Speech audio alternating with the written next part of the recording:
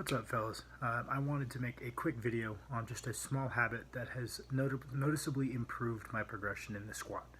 I've always found that when you have sufficient mobility through the lower body, the process of improving the squat becomes a lot easier. As soon as we can establish a well-balanced and deep bottom position, and we can hit these good ranges of motion on our squats and our squat accessories, things suddenly become a lot more simple, right? We just need to apply adequate volume and loads through these full ranges of motions while maintaining these well-balanced bottom positions, and we tend to just get bigger and stronger, right? And the new school of thought is that, okay, well, we know based on some research that strength training through a full range of motion is equally, if not more efficacious than static stretching.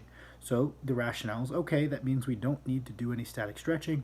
A strength training routine performed through a full range of motion should give us ample results. But in practical application, that's not always the result, right? I'm sure there's plenty of you who are squatting to depth, you are training your accessories to depth, and you feel as though your mobility isn't always where it should be.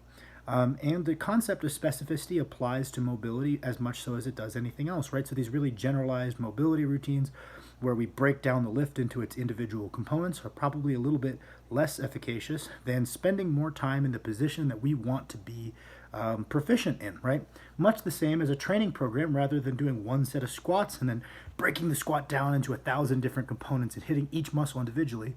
Well, why don't we do the right amount of the thing that we want to get better at? Things will get bigger and stronger in the proportion that they're used in the lift, and the same thing applies to mobility. Rather than have this complex mobility routine for the squat, why don't we just extend the amount of duration that we spend exposed to the most demanding position, which is the bottom of the squat, right? So if we're in this situation where our training routine add up all the time we spend squatting, that isn't enough time exposed to this position to feel truly comfortable there, and we probably can't do too much more and still recover. What can we do? We can do low-scale static stretching, which is just hanging out in the bottom of a squat.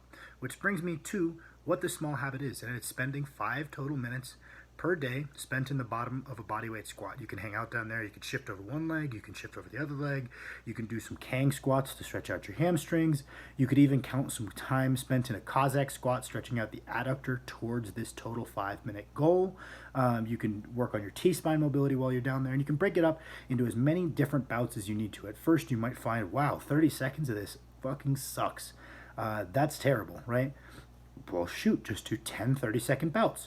Gradually make it 5 1-minute bouts and build up your ability to maintain this position, right? We want to make sure we're not just sitting on the insides of our feet. We're doing a good, technically sound bottom of a third world squat where weight is even front to back in the foot, weight is even side to side in the foot, if not kind of sitting into the lateral edge of the foot. We're going to just build up some endurance in our abductors in maintaining that position. Maybe we're going to build some length in the adductors, and that way, by increasing the time of exposure that we're experiencing this position when training might not be enough time exposed to this position, the loaded time that we're spending sometimes isn't enough. We can do this. It's a very low scale loaded stretch because we're holding our body weight, and we can run up a bunch more time than we normally spend per week in this position. By doing this, our ankles tend to be where they need to be, our hips tend to be where they need to be, our adductors tend to be where they need to be as far as mobility. We have a well-balanced bottom position, and then we get into that situation I kind of first described at the start. We're like, okay, cool, we have ample mobility. Now all we need to do is load through a full range of motion for enough working sets per week, ramp our weights, drop our reps, and things tend to go a little bit smoother. I noticed that most of the people I know who have the strongest lower bodies also have pretty good mobility. And there's a little bit of a chicken or the egg thing. Are they mobile because they're strong? Yeah, usually I don't know anyone who can do a deep RDL with a bunch of weight who can't just go touch their toes, right? But on the other side of the coin, being able to do that is also what allowed them to build that strength, right? So this can kind of just be a low scale, pretty easy. It's just a 5-minute commitment per day. And I found a noticeable improvement in my week-to-week squatting progression due to this small habit. So I hope this helps you guys as much as it helps me.